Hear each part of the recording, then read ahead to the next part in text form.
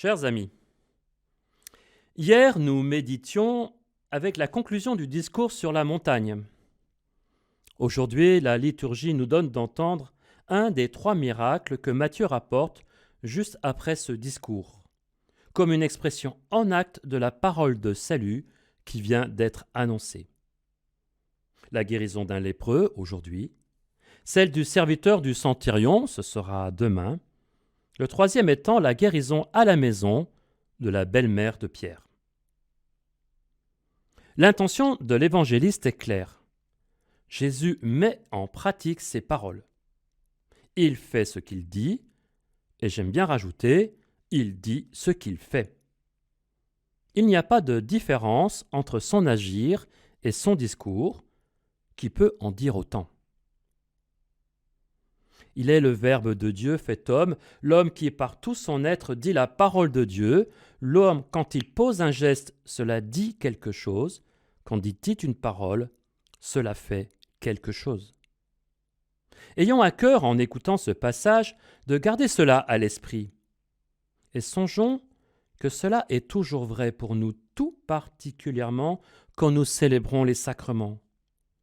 Quand il dit pour nous « Ceci est mon corps », quand il me dit « Je te pardonne ».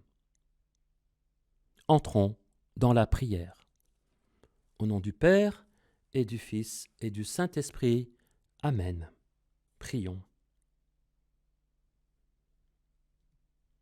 Dieu qui a voulu sauver le monde par la passion de ton Christ, fais maintenant de ton peuple une vivante offrande à ta gloire, et donne-lui ton esprit d'amour. Nous te le demandons par Jésus-Christ, ton Fils, notre Seigneur, qui vit et règne avec toi dans la communion de l'Esprit, aujourd'hui et pour les siècles des siècles. Amen. Nous lisons dans l'Évangile de Jésus-Christ selon saint Matthieu.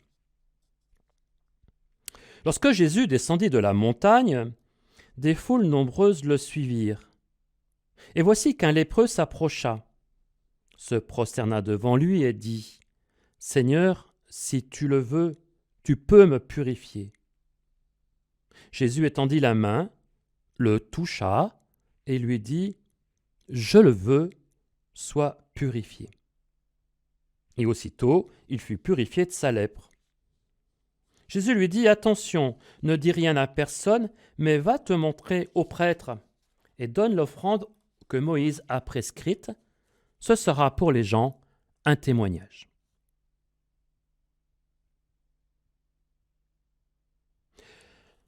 En lisant avec vous ce passage de l'Évangile de saint Matthieu, je voudrais revenir sur les 5 essentiels dont je parlais hier soir, et plus particulièrement sur les 2 derniers que le pape François avait associés en un seul par cette expression « disciple missionnaire ». C'est dans l'exhortation La joie de l'Évangile. 2 remarques ici peuvent nourrir notre méditation. La première, le lépreux fait sa demande à Jésus en disant « Si tu le veux ». A priori, le « si » est curieux, comme si Jésus ne voudrait pas le guérir. Il est venu pour guérir et sauver tous les hommes. Si l'homme demande à être guéri, il le fait avec déférence et crainte. Il se prosterne et sollicite la liberté de son Sauveur. Ce n'est pas un dû, mais bien une grâce, et il en est conscient.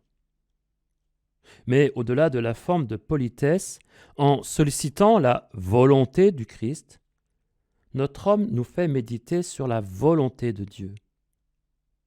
Que veut Dieu pour nous ? Dans sa liberté, et en respectant la nôtre, comment la met-il en œuvre ? Et que veut Dieu pour... Dieu veut que tous les hommes soient sauvés et parviennent à la connaissance de la vérité, écrit l'apôtre à Timothée. Première lettre à Timothée au chapitre 2. Et la prière de l'Église répond en affirmant que Dieu aime tous les hommes et ne veut en perdre aucun. Et que Dieu veut-il pour nous ? Il nous le dit clairement en nous donnant sa loi, que Jésus récapitule par la double formule « aimer Dieu et aimer son prochain », et plus encore par le nouveau commandement « aimez-vous les uns les autres comme je vous ai aimé ». Voilà ce que Dieu veut. L'Écriture a ici le mérite d'être claire, et Jésus nous l'enseigne par sa parole, mais d'abord par son exemple, puisqu'il nous invite à aimer comme lui nous a aimés.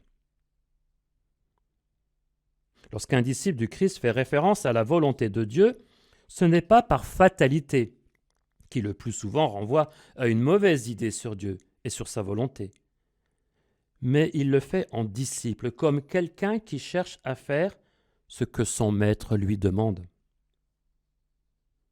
Il nous apprend même à prier ainsi dans le Notre Père, « Que ta volonté soit faite ». Je crois que Monseigneur Feuillet nous a aidés à bien comprendre cette demande. Voilà ce qu'est pour nous, chrétiens, être disciples. Écouter son enseignement pour chercher la volonté de Dieu et se donner les moyens de la faire. Revenons à notre texte. L'évangéliste précise que Jésus touche cet homme. Jésus touche un lépreux. Même si l'on sait aujourd'hui que la lèpre n'est pas contagieuse, les contemporains de Jésus le croyaient. En tout cas, il leur était défendu de le faire par les lois de pureté, qui sont autant des lois religieuses que des préceptes proches de nos mesures sanitaires que nous venons de connaître. Cette petite remarque dans le texte, pour nous, a dû être perçue comme scandaleuse pour eux. Celui qui se revendique de Dieu transgresse l'interdit. Dieu touche ce qui est impur. Mesurons la portée de ce geste. Mais ne pensons pas non plus que Jésus ne respecte pas les codes religieux de son temps. Il n'en est rien puisqu'il demande, après avoir guéri le lépreux, d'aller se montrer au prêtre et de donner l'offrande que la loi de Moïse prescrit. En touchant ce lépreux, Jésus manifeste que Dieu, qui vient à la rencontre de l'humanité pour nous sauver, n'a pas peur de se confronter à l'impur, au mal, à la mort même. Et cette volonté, je reprends bien sûr là ma réflexion plus haut, cette volonté le conduira jusqu'au prétoire des Romains, c'est-à-dire des païens, jusqu'à la croix, jusque dans la mort. En Jésus, Dieu témoigne jusqu'où va son amour. Mais en donnant ainsi son témoignage, Jésus invite explicitement l'homme qu'il guérit à rendre son propre témoignage. C'est donc à ceux qui sont guéris, à nous, dans la mesure où nous faisons l'expérience d'être sauvés, qu'il nous faut rendre aussi le témoignage.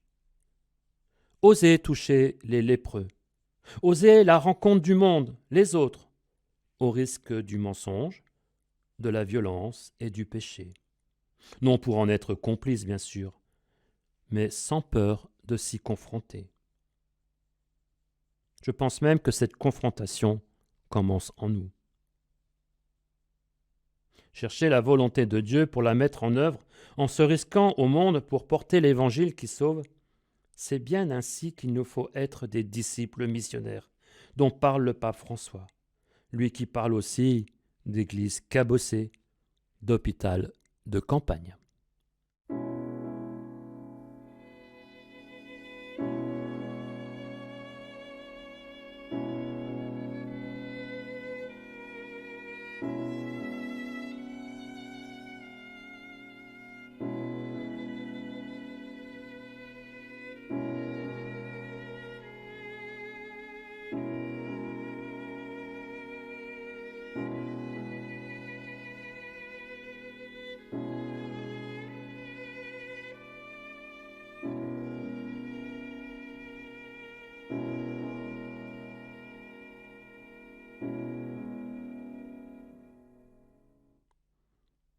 C'est encore avec saint Irénée, le deuxième évêque de Lyon, que je vous invite à conclure notre méditation ce soir. Saint Irénée que nous fêterons dimanche. Prions avec lui. Je t'invoque moi aussi, Seigneur, Dieu d'Abraham, Dieu d'Isaac, Dieu de Jacob et d'Israël.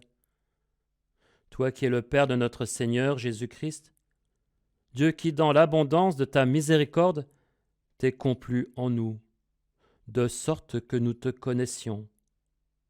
Toi qui as fait le ciel et la terre, qui domine sur toutes les choses, et qui est le seul et vrai Dieu, au-dessus duquel il n'est point d'autre Dieu. Toi qui, par notre Seigneur Jésus-Christ, vas jusqu'à t'octroyer le don de l'Esprit Saint, donne à quiconque lira ces écrits de reconnaître que tu es le seul Dieu, et de séparer de toute erreur négatrice de Dieu et de sacrilège. Amen.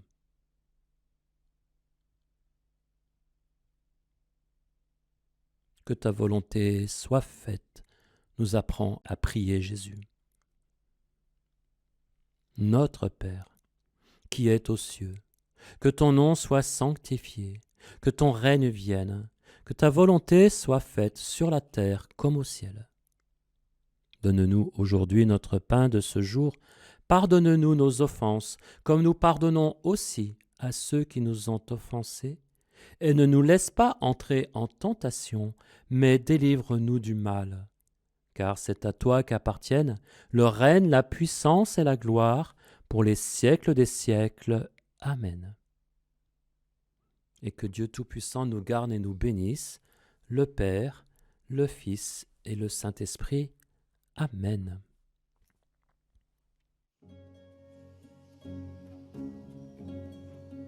Salut.